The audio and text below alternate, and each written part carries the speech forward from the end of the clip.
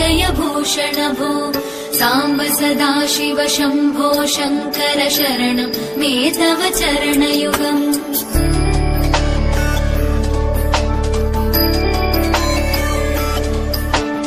उमया दिव्य सुमङ्गल विग्रहया लिङ्गित वामाङ्ग विभो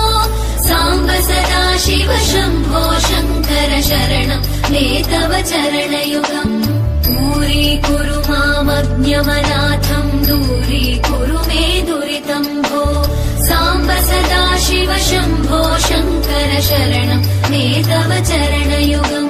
शिवाय नमः शिवाय नमः शिवाय नमः नमः शिवाय शिवाय नमः शिवाय नमः शिवाय नमः नमः शिवाय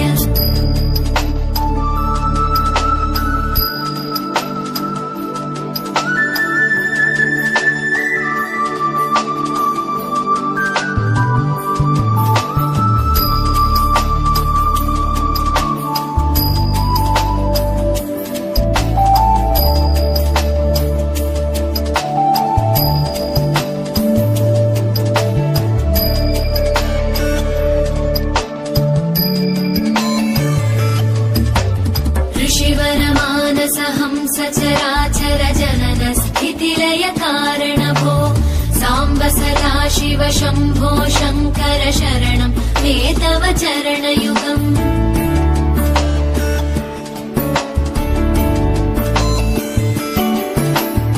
अन्तःकरण विशुद्धिं भक्तिं च त्वयि सतीं प्रदे